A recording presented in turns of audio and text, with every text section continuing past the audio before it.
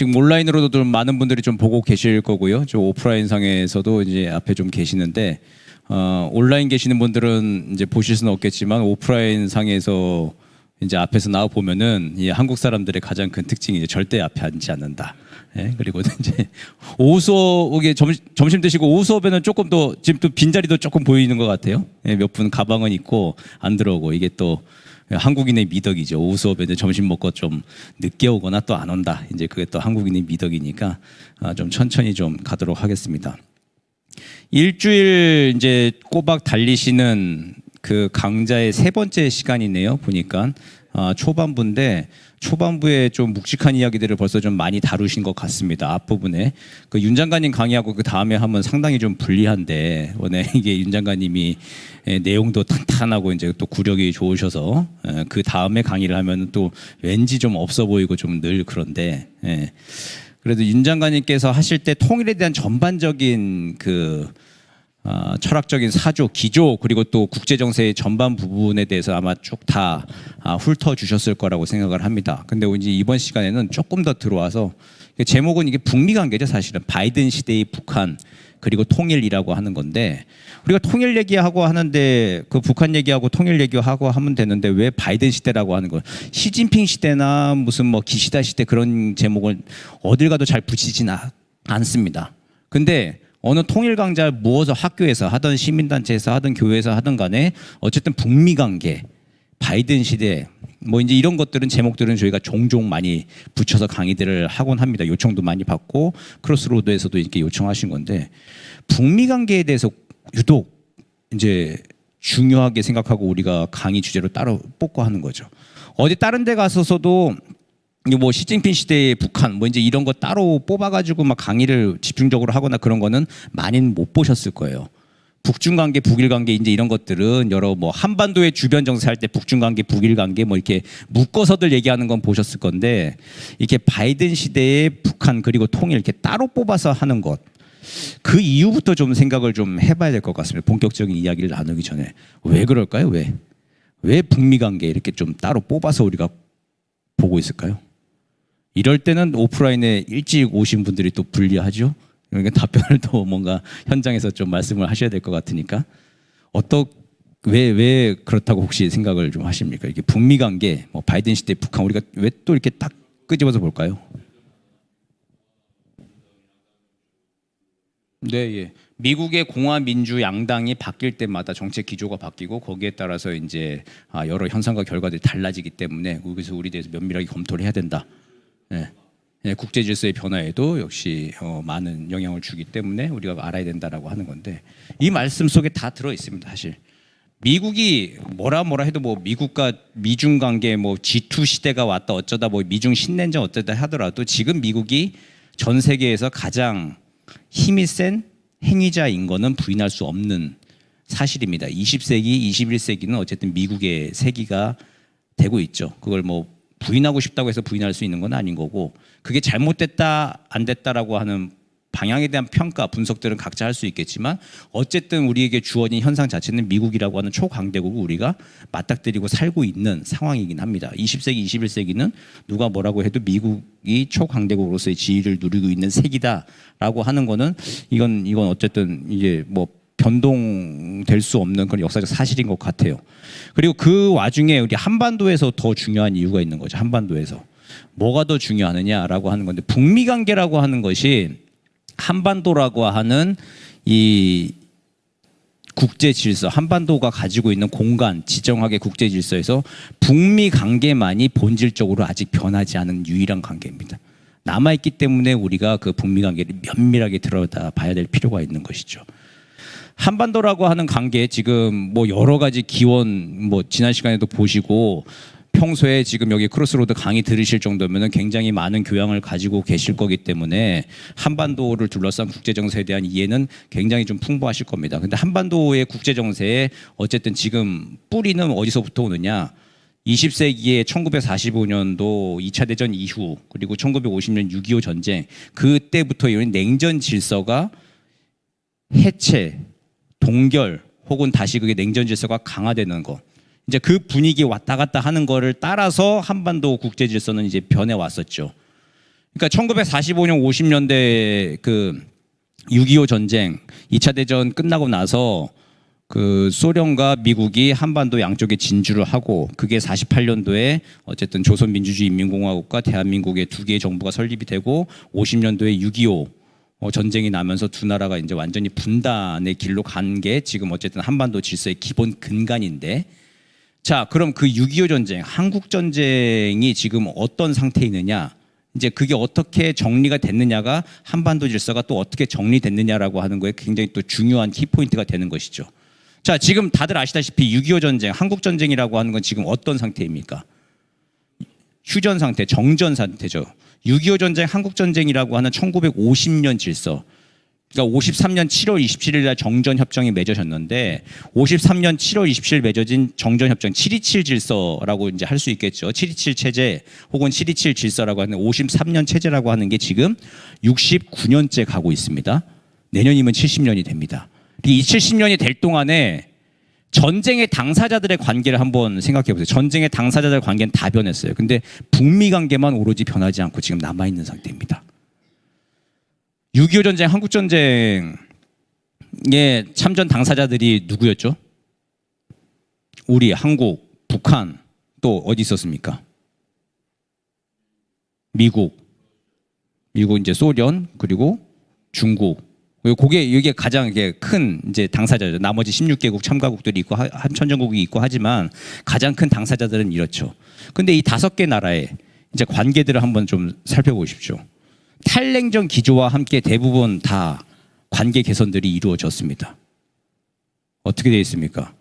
탈냉전 당시에 1980년대 후반부터 90년대 초반 사이에 봤을 때 남북한 지금 휴전 상태이긴 합니다. 여전히 분단돼 있어요.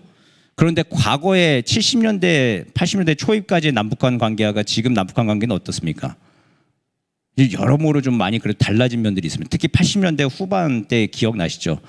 89년도에 노태우 대통령 때 한민족 공동체 통일 방안 이야기하고 우리가 북방 정책 이야기하고 그러면서 우리가 중국하고 소련하고 이제 수교하고 91년도에 남북 기본 합의서 만들어지고 할 때 어때요? 남북 기본 합의서 잠깐 퀴즈 드리겠습니다. 남북 기본 합의서의 정식 명칭 어떤 건지 혹시 기억나시나요? 91년도에 남북이 서로 간의 관계는 이렇다라고 하는 거 기본 합의서를 만들었어요. 그리고 그 남북 기본 합의서 서문에 한국과 그러니까 남한과 북한의 관계는 두 개의 나라와 나라 사이의 관계가 아니라 통일을 지향하는 잠정적인 특수관계라고 서로의 관계를 규정을 했습니다.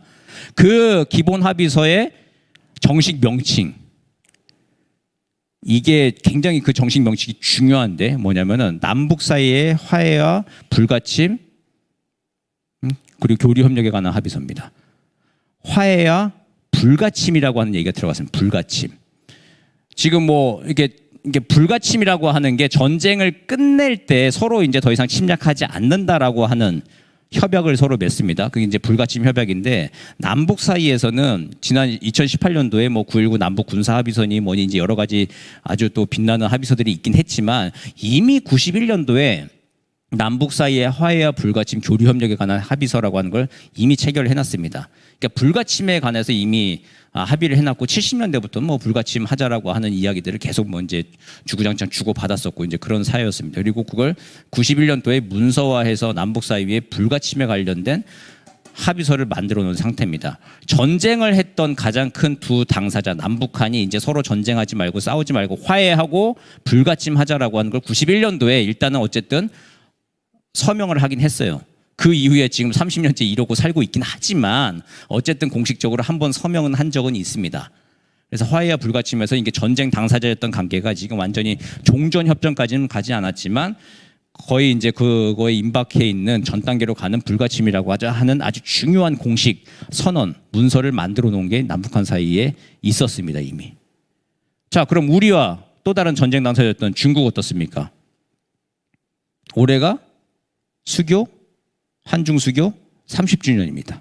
8월 달에 한중 수교 이제 30주년이 있어가지고 지금 30주년 행사들을 여기저기서 세미나도 많이 하고 행사를 많이 하면 코로나 없고 만약에 한중 관계가 미중 관계가 이렇게 나쁘거나 우크라이나 전쟁 그런 거 없었으면 옛날 같았으면 난리가 났을 겁니다. 한중 간에 무슨 대규모 행사를 하고 막 서로 인적 왕래를 막 한 300만 명, 500만 명씩 왔다 갔다 하고 막 난리가 났었을 겁니다. 비행기 터져 나가고 배 터져 나가고 그냥 난리가 났을 건데 지금 이제 코로나와 있고 또 미중 관계 안 좋고 하다 보니까 지금 조용히 했는지 맞는지도 모르면서 지나가지만 어쨌든 한중 수교는 공식 30전이 됐습니다. 싸웠던 당사자예요. 물론 중국이 중국 인민해방군이 공식 군대가 들어왔던 건 아닙니다. 인민해방지원군, 의용군 이렇게 해가지고 형태 자체는 어쨌든 의용군들이 들어온 거예요. 민간 지원군들이 들어온 거지만, 근데 뭐 그게 그거죠 사실은. 예. 그래서 막 팽덕회가 이끄는 중국 인민해방군의 정식 정규군대가 들어온 건 아니라고 이제 공식적으로는 돼 있지만 사실 내용상으로는 어쨌든 인민지원군의 이름으로 중국이 참전을 한 것이죠. 그래서 중국과 싸웠는데 우리가 30년 전에 이미 우리는 수교를 했습니다. 국교 정상화를 하고 1년에 3,600억 달러 이상씩 막 교육을 하고 몇백만 명씩 이제 왔다 갔다 하고 이제 뗄래야 뗄 수 없는 사이로 한중 관계는 지금 세팅이 되어 있습니다. 전쟁을 했던 당사자였는데 소련 어떻죠? 중국보다도 2년 먼저 1990년에 먼저 한소 수교 이미 이루어졌습니다. 그렇죠. 그럼 또 다른 당사자인 미국과 중국 관계 어떻습니까?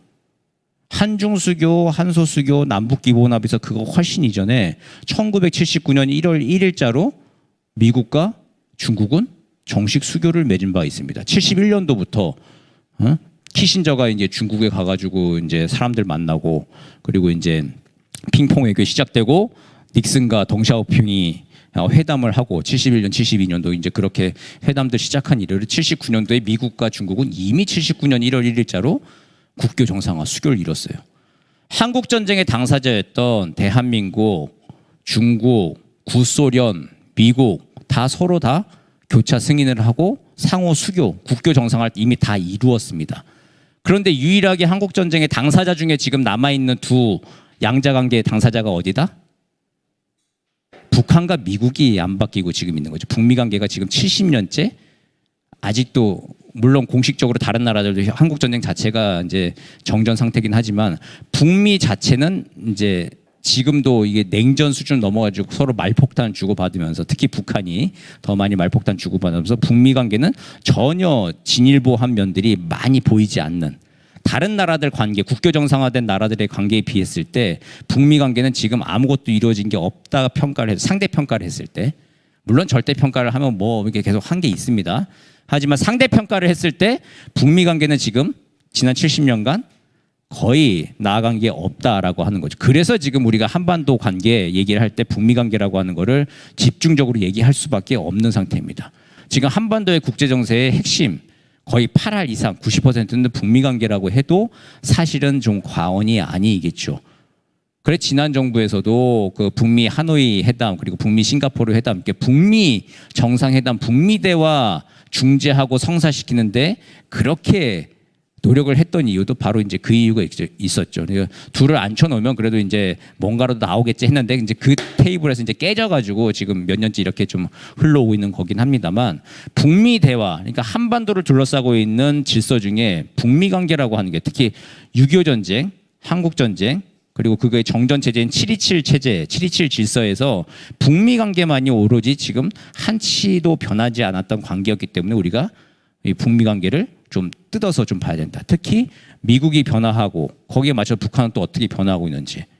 그리고 또 나중에 보면 좀 북한은 또 완전히 좀 이게 빠이빠이 하고 그냥 따로 살자라고 지금 얘기를 하고 있는데 그럼 거기에 대해서는 또 우리는 어떻게 할 건지. 그럼 우리가 북미 관계에 지나가는 거 그럼 니네 잘 만나게 해주고 나면 우리는 손 털고 끝나는 건지.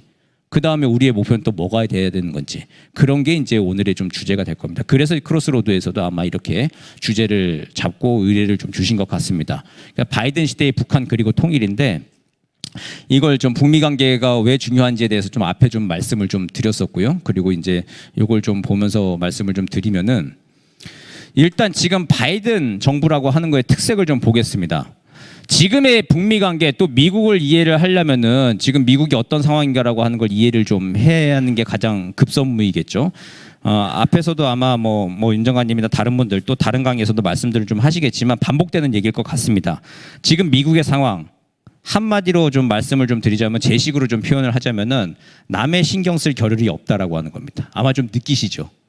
미국 뭐 뉴스 관련 뉴스 보면은 쟤네 그 옛날에 미국이 맞나라는 생각도 좀 들고 니네 집안일 좀 챙기기도 바쁘겠다라는 생각이 좀 많이 들죠. 예.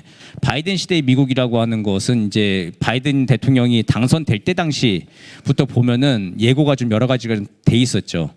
트럼프 대통령하고 당시에 이제 붙어가지고 바이든 후보가 당선이 됐을 때 지난 미국 대선의 가장 큰 특징이 뭐였습니까?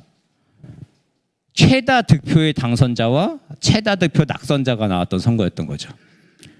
우리 지난 언제죠? 3월 달에 대선도 이제 그런 거였죠. 우리 지난 3월의 대선도 아주 근소한 차이로 최다 득표 당선자와 최다 득표 낙선자가 막 나와버리는 이제 그러고 나서 지금 어떻게 우리가 그 후과를 어떻게 치르고 있습니까? 정치적으로 굉장히 양극화돼 있는 이게 접점이 보이지 않는 이제 아주 극한 대립의 터널을 지금 통과하고 있잖아요. 근데 미국은 그 씨앗이 이미 오래전부터 좀 잉태가 돼 있었던 것이죠. 그게 2020년 대선에 아주 극적으로 나타나는데 최다 득표 당선자와 최다 득표 낙선자가 나왔던 선거입니다. 그러니까 트럼프가 일반 투표의 약 48%, 거의 50% 가까이 득표를 했어요. 그리고 2016년도보다 700만 표를 무려 더 얻었고 히스패닉계와 그 비백인 계층의 득표도 얻었습니다. 트럼프 하면 뭐예요? 백인 남자들의 대통령이잖아요. 그런데 히스패닉계하고 비백인들의 득표도 상당 부분 많이 얻었습니다. 약 700만 표 늘어나는데 거기에 히스패닉계와 비백인 계층의 투표도 증가를 했다는 것이죠. 그래 바이든이 선거에서 승리하기는 했지만 이게 백인 우월주의와 미국 우선주의, 트럼피즘이라고 하는 게 완전히 사라진 건 아니다라고 하는 거고 지금도 심심찮게 들려오는 뉴스는 뭡니까? 트럼프가 2024년도 대통령에 다시 나오겠다라고 하는 거고 그래서 지금 그거를 못 나오게 하려고 하는 건지 어쩐 건지 모르겠지만 계속 트럼프에 대한 사법당국의 조사가 좀 이어지고 있고 사법당국이 조사를 하면 할수록 트럼프는 뭐예요? 트럼피즘 그 추앙자들, 지지자들을 중심으로 해서 점점 더 여론의 힘을 더 얻어가고 있는 그러니까 태풍의 눈이 조그맣다가 점점 더 씨앗을 이 플로리다 마이애미에서 계속 좀 키우고 있는 몸집을 좀 키우고 있는 지금 그런 형국입니다. 트럼프가 저기 트위터에서 쫓겨났잖아요. 트위터에서 쫓겨났거든요. 뭐 거짓 뉴스, 선동 뉴스 뭐 이제 그런 거 한다서 쫓겨났는데 그래서 트럼프가 자기 SNS 플랫폼을 따로 만들었습니다. 따로 만들어서 이제 활동을 하고 있고 여전히 이제 그치지 않고 계속 활동을 하고 있고 그게 이제 지지세를 계속 좀 얻어가고 있는 그런 상황이라고 하는 겁니다. 그럼 바이든이 굉장히 좀 인기가 있고 박진감 있게 잘 하고 하면은 그럼 될 텐데 지금 현재 상황은 좀 그렇지 않은 것 같아요. 바이든이 이게 야심차게 준비했던 코로나 이후에 이제 통합된 미국 사회를 만들겠다라고 하는 것. 바이든의 작년 취임사나 선거 때에서의 메시지를 보면은 거의 통합이에요. 그러니까 바이든 취임사를 우리식으로 해석하자면은 의역을 좀 해서 보자면 내 영혼을 끌어모아서라도 내 영혼을 갈아 넣어서라도 미국의 통합을 위해 일하겠다. 이제 그게 바이든 취임사의 메시지였습니다. 그런데 영혼을 끌어모은다는 일은 뭐예요? 영혼을 끌어모으거나 영혼을 갈아 넣는 일은 뭐예요? 잘 되는 일에 영혼을 끌어모으거나 영혼을 갈아 넣으시나요? 아니죠. 안 되니까 거기 영혼을 갈아 넣고 영혼을 끌어모아서 최선의 노력을 다해서 꼭 해야 되는 것을 이루기 위해서 노력을 하잖아요. 우리가 잘 되는 일은 그냥 잘 되게 놔두잖아요. 그러니까 안 되니까 영혼을 끌어모아서 영혼을 갈아 넣어서라도 미국이 통합시키겠다고 하는데 아직까지는 약발이 잘 안 먹히고 있는 것 같아요. 아쉽게도. 그리고 바이든 대통령 얘기했던 뭐 빌드백 베러라고 하는 뭐 이제 자신의 야심찬 법안 같은 것들이 그런 것들 다 심지어 미국의 민주당 상원의원이 거기에 반대표를 던져가지고 맨친 상원의원이라고 하는 사람이 반대표를 던져가지고 의회 내에서 이제 그 상원에서 통과가 안 돼가지고 또 1년 이상 표류를 하고 깎이고 수정돼서 최근에서야 인플레이션 감축 법안이라고 하는 걸 얼마 전에 이제 만들어서 겨우 서명을 했습니다. 인플레이션 감축 법안이라고 하는 걸 만들어서 4,400억 달러를 쓰는 건데 인플레이션 감축 법안 한번 경제적 상식으로 생각해 보세요. 인플레이션을 감축시킨다. 물가가 오르는 거를 감축시킨다 하면 어떤 정책이 우리가 배운 경제 교과서에서 배운 교실에서 배운 경제학을 보면 인플레이션을 감축시킨다라고 하면 어떤 경제 정책을 쓰는 걸로 배웠습니까? 우리가 네, 안 쓰는 거죠. 돈을 안 쓰고 이자율 막 높이고 해가지고 통화 긴축을 하는 건데 인플레이션 감축 법안인데 4,400억 달러 그러니까 우리 돈 450조 이상을 쓰는 우리나라 1년 예산에 준하는 돈을 팍 더 추가해서 쓰는 것들 있죠. 그거 예산을 그 법안을 따로 만들었습니다. 그 중에 3,700억 달러가 뭐냐면은 근데 그냥 막 경상비로 쓰는 게 아니라 3,700억 달러 이상이 기후 에너지 관련 비용입니다. 기후 변화에 관련된 거 그리고 재생에너지 산업에 대해 투자하는 것들 이런 걸로 이제 내용들을 좀 바꾼 거죠. 바꿔서 거기에 대한 아주 투자를 통해서 미국의 빈민층 중산층들이 다시 경제적인 활력을 갖도록 좀 하겠다라고 하는 것.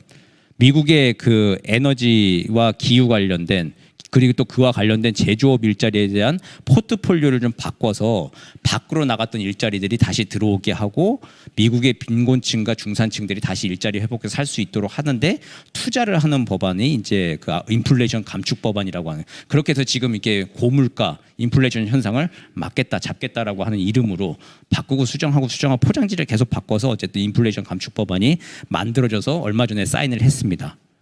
그렇게 사인을 한 것들 보면은 바이든 행정부의 기본 대외 정책의 기존 뭐냐면은 중산층 복원이에요. 지금 남의 나라 신경 쓸 게 아니라 자기네 나라에 찢겨진 그 나라를 다시 통합을 하고 붕괴된 중산층들을 복원하는 것. 이제 가장 그게 중요하다라고 얘기합니다.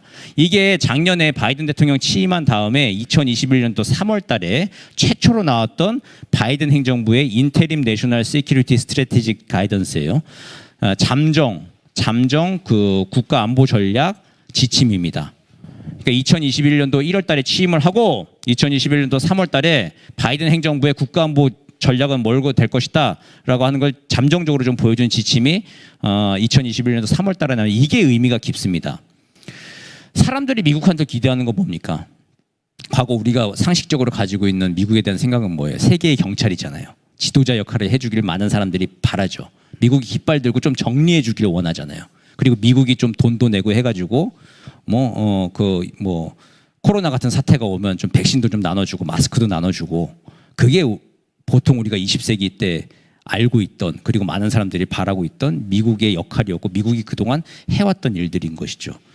그런데 이 새로 들어선 바이든 행정부의 최초로 나온 국가안보 전략 지침에 이제 보면은 국가안보 전략 지침의 가장 중요한 파트가 뭐냐면은 핵심 기조가 무슨 우리 대외 관계에서 미국의 역할을 건설적으로 증진시킨다. 무슨 핵무기를 감축시킨다. 기후 변화에 있어서 선도적 위기를 한다. 이제 그게 핵심 탑 아젠다가 아니라 중산층 복원이라고 하는 게 제 1순위로 얘기를 해요. 그러니까 교육과 복지, 환경, 인프라 같은 것들을 개선해가지고 미국의 중산층 복원하고 이제 그게 이게 효과를 좀 더 스피로버 이렇게 좀 넘쳐흘러서 그게 이제 낙수 효과 등으로 좀 더 전 세계에 영향력을 장기적으로 주어서 전 세계 중산층 복원하고 안정을 되찾아보자. 이제 그 뒤에 얘기는 뭔 얘기죠? 뭔 얘기고 사실은 뭐예요? 자기네 나라의 중산층 복원. 중산층 복원이에요. 복원. 중산층 확장이 아니라 중산층 복원입니다. 그러니까 중산층이 뭐예요? 뭐 했다는 소리예요? 붕괴됐다는 소리죠. 붕괴해서 빈민층이 상당 부분 이제 이 취약계층, 차상위 계층에 상당 부분 왔다 갔다 하는 사람들이 많아졌다는 거죠. 그걸 복원시켜서 미국을 다시 한번 이렇게 세우겠다라고 하는 게 바이든 행정부의 핵심적인 이게 그냥 재정 기조나 경제 기조가 아니라 국가 안보 정책의 기조였습니다. 이래야 미국이 산다라고 이제 바이든 행정부는 본 거예요. 이제 그게 미국의 바이든 행정부의 기조였습니다. 여기서 우리가 알 수 있는 건 뭐예요? 아까 말씀드렸지만 미국이 더 이상 우리가 아는 미국이거나 우리가 바라는 미국이 아니라 그냥 자기네 나라 지금 손쓰기에도 지금 바쁜 미국 이제 그걸 우리가 또 알 수 있는 것이죠. 자, 그런 와중에서도 그런 미국은 어떤 대외 인식을 가지고 있을까라고 하는 거 궁금하잖아요. 우리는 알아야 되잖아요. 또 오늘 강의 주제뿐만 아니라 한반도의 남북 관계, 한반도 질서 이제 이런 것들을 보려면은 미국의 대외 정책, 미국도 어쨌든 대외 정책을 하긴 하니까 어떤 인식들을 가지고 있는가를 봐야 되는 건데 거기에 관련된 이제 조사가 있습니다. 이건 매년 연례 조사인데 작년 10월 달 겁니다. 올해도 이제 10월 달 되면 이제 또 나올 건데 올해도 이렇게 근본적인 환경이 바뀌지 않았기 때문에 오히려 뭐예요? 올해는 2월 달에 우크라이나 러시아 전쟁이 터졌기 때문에 지정학적으로 조금 더 신냉전에 가까운 상황으로 가고 있어서 보다 조금 더 보수적이고 강경한 그러니까 평화를 바라는 분들 입장에서는 조금 우려스러운 결과가 올해는 더 나올 것 같아요. 근데 어쨌든 작년에 전쟁이 없는 상황에서 그 미국과 중국의 갈등이 조금은 계속 첨예되고 있는 상황에 바이든 행정부가 처음 출범했을 때 미국인들의 대외 인식 정책은 어떻게 나왔느냐라고 하는 건데 작년에 보면 조사 결과가 보면 그래요. 미국인들은 대부분 미국의 그 세계에 대한 개입을 어쨌든 선호합니다. 그러니까 미국의 역할을 하는 거에 대해서 미국인들은 필요하다고 어쨌든 자기들도 생각을 하고 있는 거예요.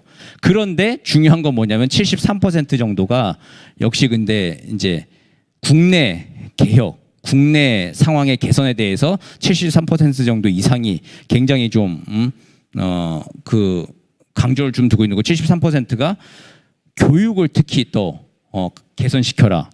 그리고 미국 내 민주주의를 더욱더 강화하라고 한 70% 정도가 이제 답변을 좀 내놨다는 것이죠.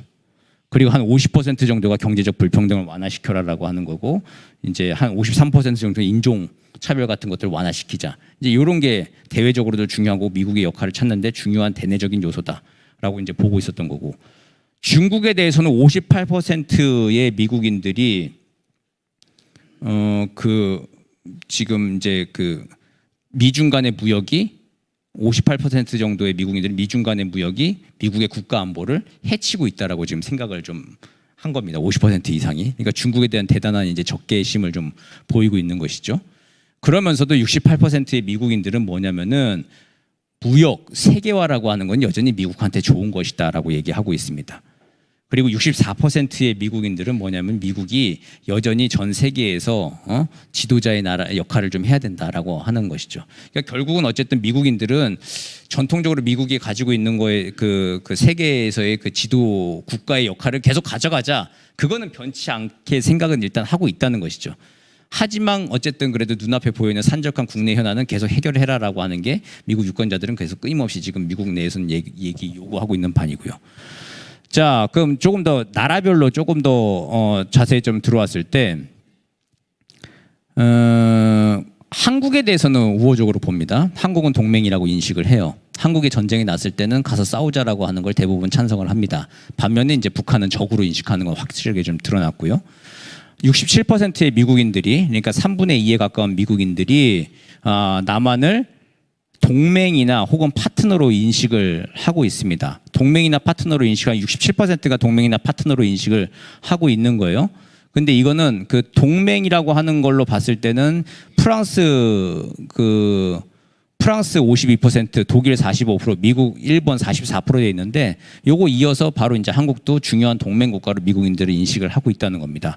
그리고 62%의 미국인들은 북한을 적으로 생각을 좀 하고 있고 63%의 미국인들은 그 작년 당시 대한민국 정부에 대해서 이제 우호적인 대한민국 정책에 대해서 우호적인 이제 생각을 가지고 있는 거고요.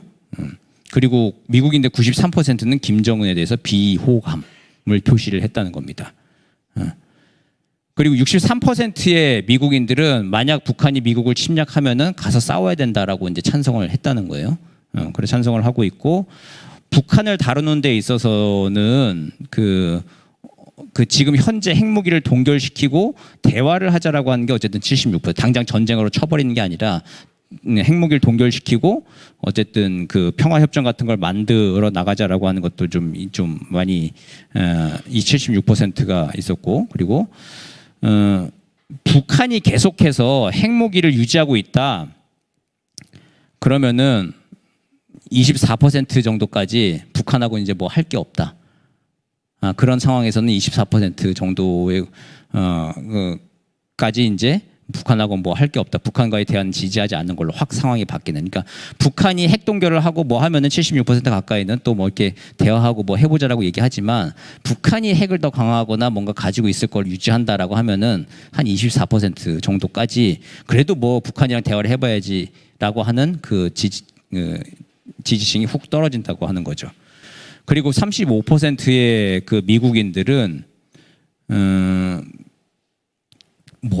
우리로서는 굉장히 좀 우려스러운 부분일 수 있는데 북한의 핵무기 포기하기 위해서 35% 정도는 군사력을 사용해도 좋다라고 하는 생각을 미국인들이 지금 하고 있다는 겁니다. 그러니까 3분의 1 정도는 미국이 군사력을 사용해서라도 북한의 핵 개발을 막아야 된다라고 얘기를 하고 있는 겁니다. 어쨌든 전반적으로 남한에 대해서는 우호적이고 북한에 대해서는 비호감이라고 하는 건 우리가 상식적으로 알고 있는 바와 같습니다. 이제 근데 어떠세요? 35% 정도가 미국에서 얘기하는 거 그 코피 작전이라고 하죠. 그러니까 국지적인 이제 정밀 타격 등을 통해서 무력 행사 등을 통해서라도 어쨌든 북한의 핵 개발을 저지해야 된다라고 하는 게 군사적 작전이 있었습니다. 실제 이제 트럼프 때 코피 작전이라고 하는 게 검토가 됐었죠. 근데 트럼프 때 트럼프가 싸움을 좋아하니까 호전적이라서 이제 트럼프 때 혼자 검토했던 게 아니라 사실 북한에 대한 북한 영변 핵시설에 대한 이제 군사 공격은 그 역사가 뿌리가 꽤나 깊어요. 30년 전에 클린턴 대통령 때 처음으로 미국이 북한에 대한 그 군사 옵션, 군사력 옵션을 무력 공격 옵션을 처음 검토를 했었습니다. 그 당시 1994년도에 날렵한 말벌 작전이라고 하는 걸로 해서 실제로 클린턴 대통령이 전쟁 개시죠. 사실상 전쟁 개시. 그러니까 그 영변 핵시설에 대한 정밀 폭격. 이제 그거를 승인하기 2시간 전에 멈춘 적이 있습니다. 94년도에. 그때 이제 지미 카터 대통령이 당시 이제 평양에 가서 김일성 주석 만나가지고 남북 정상회담 북미 대화 이제 주선을 하는 바람에 그 전화가 가는 바람에 2시간 뒤에 있을 이제 미국의 군사력 사용이 멈춘 적이 한 번 있었어요. 94년도 5월달에 그런 적이 한 번 있었는데 그때부터 어쨌든 미국의 군사력 카드 옵션은 굉장히 뿌리가 좀 깊은 겁니다. 그리고 거기에 대해서 지금도 여전히 미국 국민의 35% 정도는 지지를 한다라고 하는 거죠.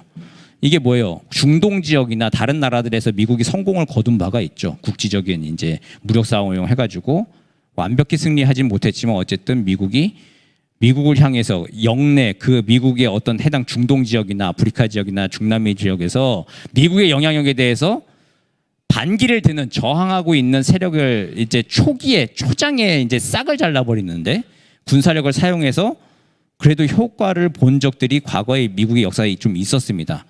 물론 그 후과들이 다 이렇게 100% 미국한테 좋았던 건 아닙니다. 미국도 굉장히 뭐 늪에 허드적거리고 한 경우가 많았는데 그런 뭐 역사적 학습 효과 때문인지 어떤지 몰라도 미국인들은 여전히 이제 어쨌든 북한, 이게 아시아, 동아시아 지역에서도 특히 북한의 영변 지역이라고 하는데 하나 쏙 도려내면 되지 않는 거냐. 그러니까 미국의 군사력이면 뭐 불가능한 일은 아니거든요. 가능한 일이다.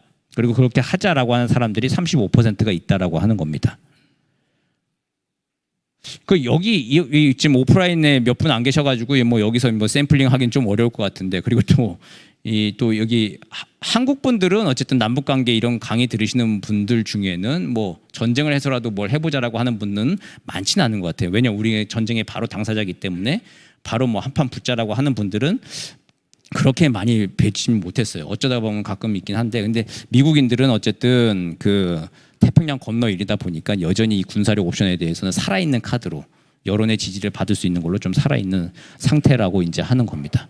이게 지금 미국인들은 어쨌든 중국 싫어, 북한 싫어, 남한, 독일, 프랑스 뭐 그런데 다 괜찮아라고 하는 걸 기본적으로 어쨌든 생각을 가지고 있고 이 경향은 아마 올해 10월 달에 이거 이제 또 아마 언론에 나올 겁니다. 시카고 국제문제협의회라는 데서 매년 10월 달 되면 이제 조사가 나오는데 미국인의 대외인식에서 조사가 나왔는데 그때 보시면 아마 제 생각에 올해는 결과가 조금 더 냉전적이고 보수적인 그 입장으로 좀 나올 것 같습니다. 한번 좀 눈여겨서 한번 보시면 될 것 같습니다. 근데 미국의 변화는 어쨌든 좀 보수적이고 강경적인 방향으로 좀 가고 있다라고 하는 겁니다.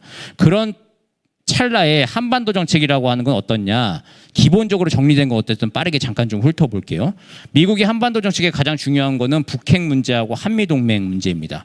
1990년대 북핵 문제가 제기된 이래 미국은 다양한 방식으로 좀 개입을 해왔습니다.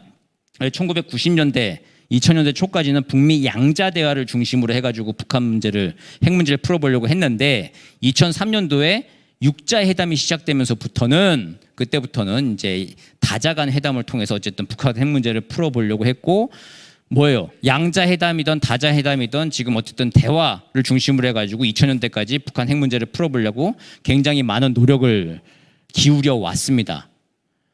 특히 2003년도에 생긴 육자회담이라고 하는 틀거리는 이거 굉장히 유일무이한 굉장히 그 국제정치사에서 특이한 플랫폼입니다. 육자회담의 가장 특이한 점이 뭐라고 생각하세요?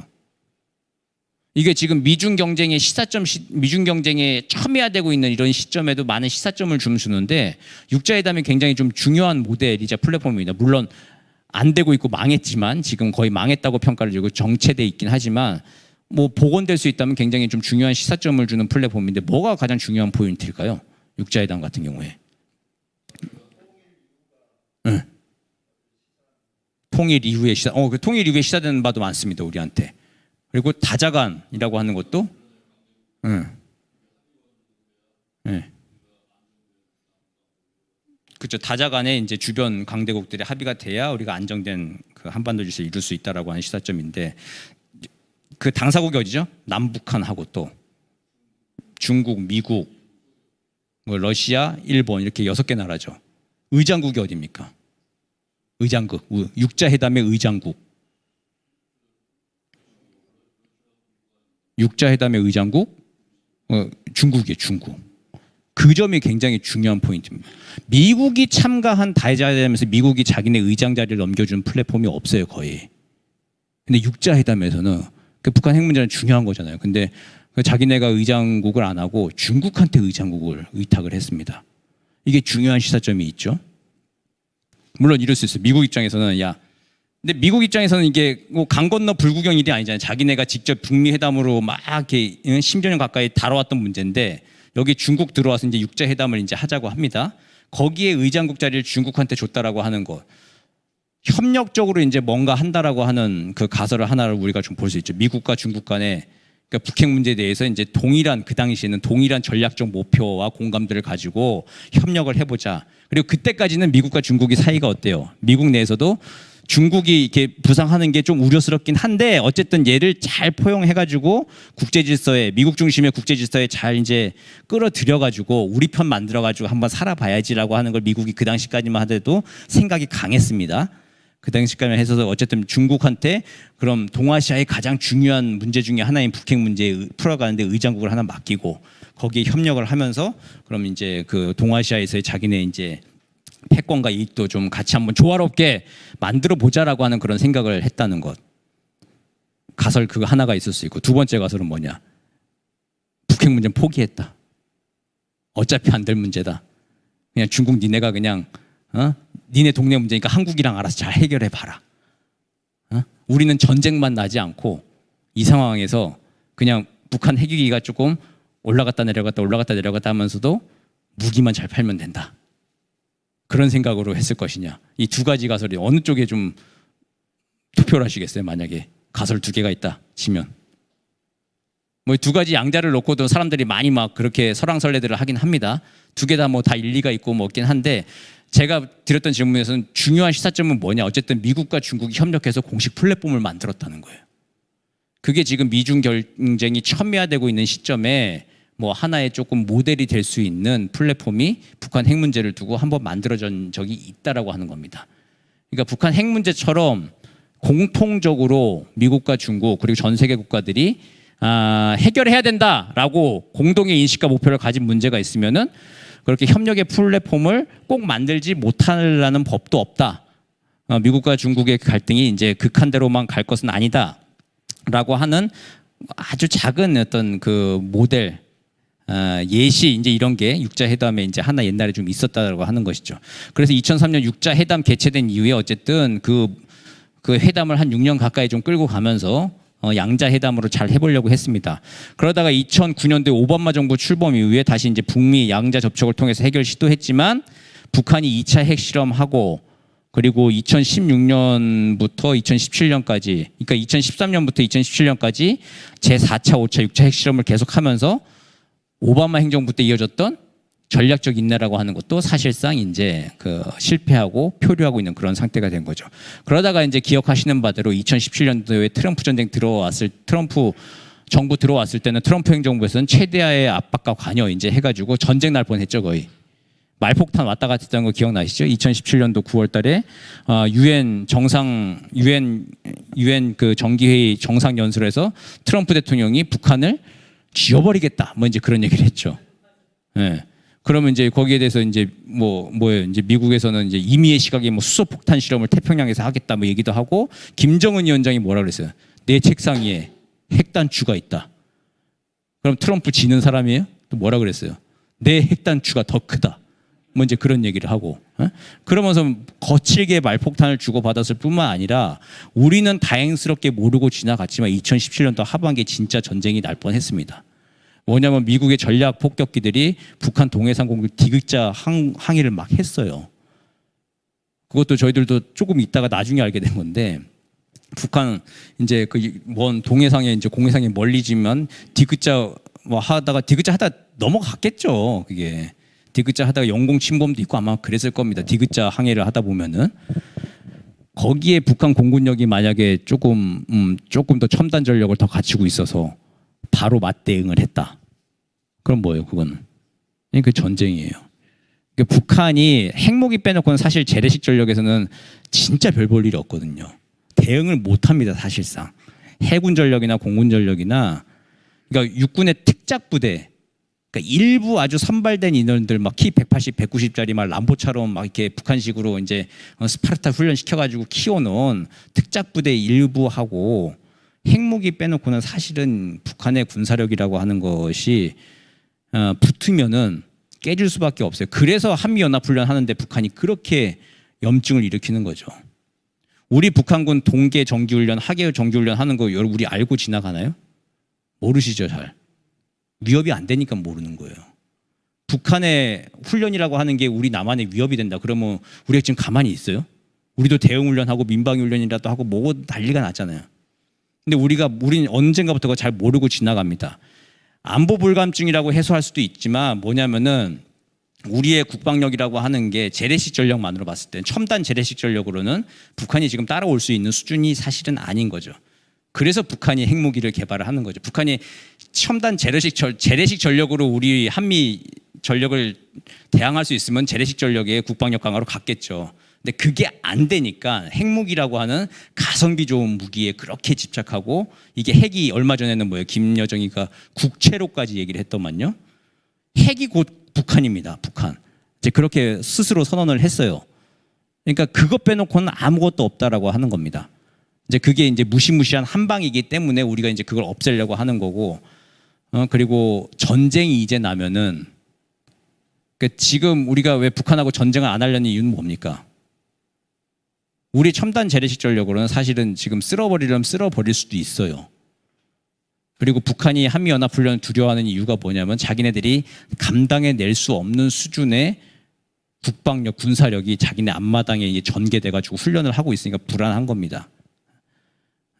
불안한 건데, 그러니까 아파트 생각하실 때 아파트 말벌집이 그러니까 아파트들 대부분 사시니까 아파트 말벌집이 현관 입구 들어오는데 옆에 이렇게 말벌집이 하나 생겨요. 그럼 어떠세요? 기분이 좋으세요?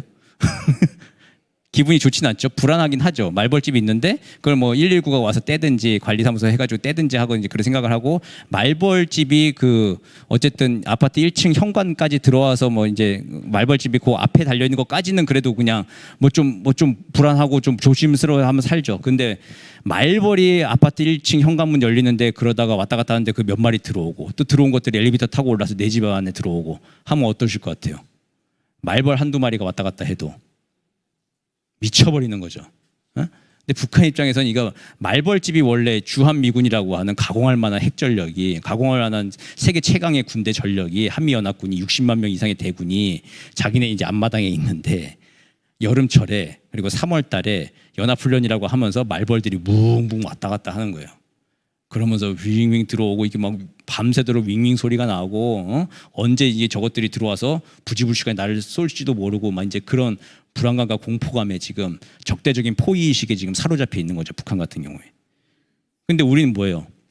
연례적 방어적 훈련이고 굉장히 매뉴얼을 좀 잘 지켜가지고 어쨌든 뭐 선을 넘지 않는 훈련. 우리는 이제 뭐 적대적으로 먼저 치겠다라고 하는 의도를 하는 게 아니라 연례적이고 방어적인 훈련이죠. 훈련의 개념 자체도 뭐예요? 2주에 나눠서 훈련을 하는데 첫 번째 주가 뭐냐면 북한이 먼저 선제 공격을 했을 때 방어하는 거예요. 방어하는 훈련을 일주일 동안 이제 도상 훈련을 합니다. 워게임 시뮬레이션 훈련과 그에 맞춰가지고 군사력 이제 투사 증강 연습도 하고 하는 걸 첫 번째 합니다. 그리고 2주차가 반격 훈련을 해요. 그러니까 방어했다가 반격해서 북한을 이제 접수하는 것, 이제 그 훈련을 2주간에 걸쳐 하는데 북한 입장에서는 2주차 이 반격 훈련이라고 하는 걸 견딜 수가 없는 거죠.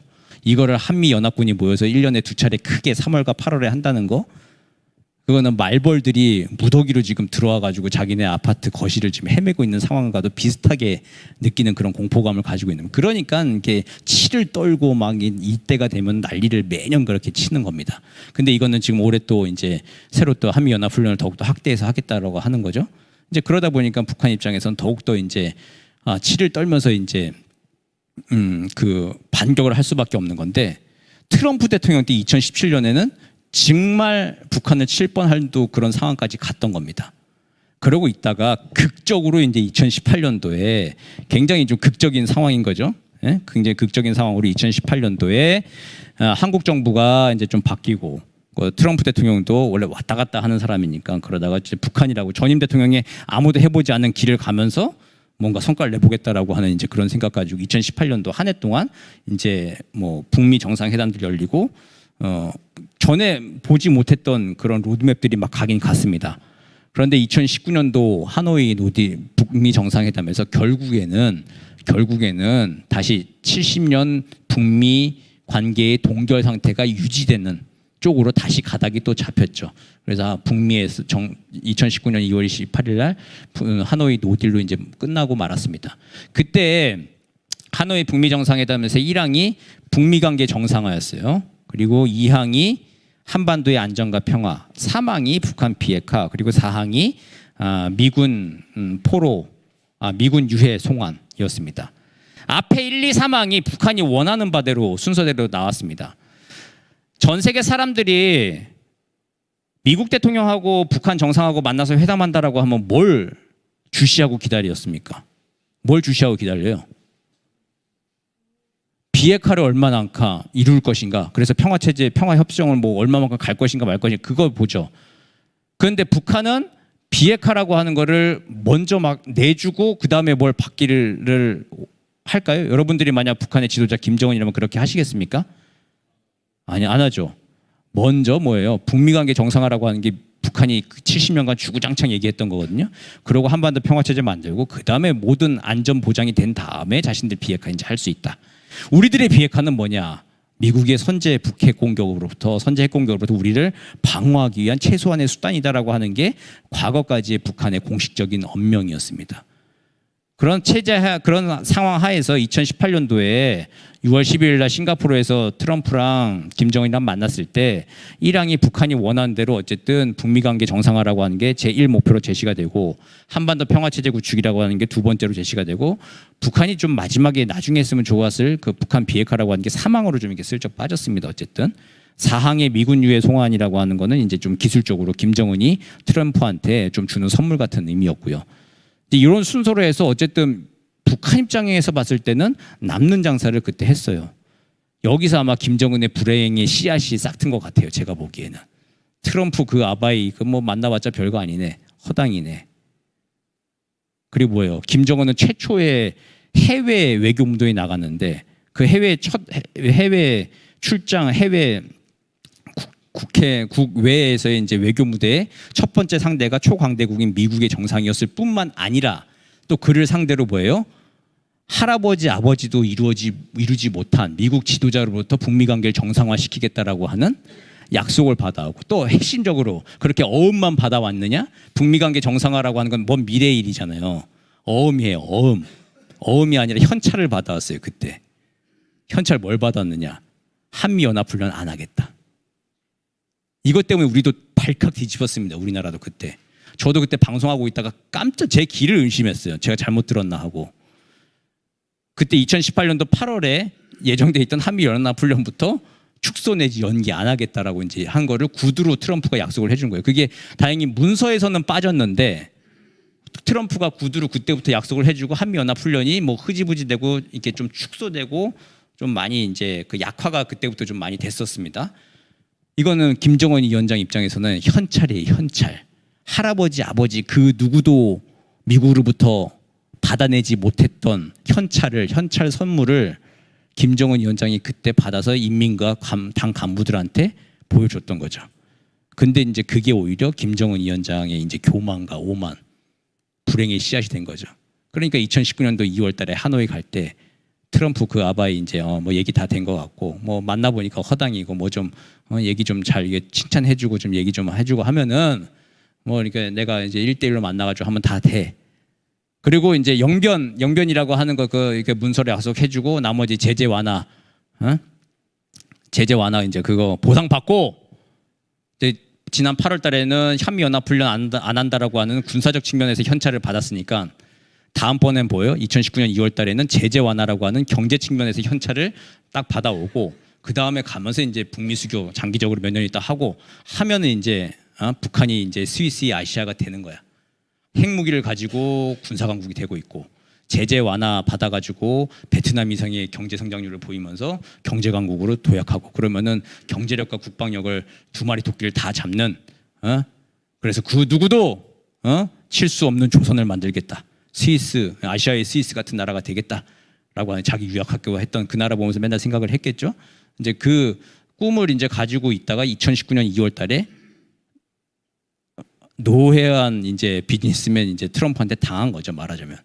그러고 나서 그 트라우마에서 아직까지 벗어나고 있지 못하고 있는 것 같아요. 이게 말하고 있는 표정, 연설 같은 거 보면 굉장히 많이 들었거든요. 김정은 연설. 그러니까 저는 좀 유심히 어쨌든 이쪽 분야를 연구하는 사람이니까 김정은의 연설 같은 거 유심히 좀 보잖아요. 보면은 지난 10년 전에 비하면은 아주 비약적인 발전을 했습니다. 그러니까 누구 뭐 스피치 전문 트레이너한테 계속 훈련을 받나 싶을 정도로 극적인 요소까지 이제 좀 넣어가지고 연설을 하는 단계까지 이르렀거든요. 그러니까 2010년, 11년, 12년 그때는 이게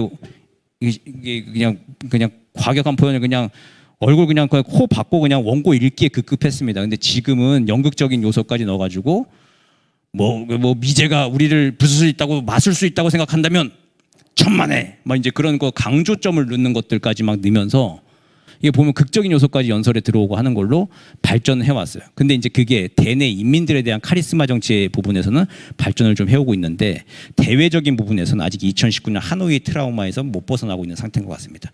그러니까 당분간 그냥 가시도친 고슴도치처럼 행각을 좀 할 것 같아요. 그러는 와중에 미국이 자꾸 해보자 뭐 만나보자 하는 게 지금 별로 약발이 먹히고 있지는 않습니다.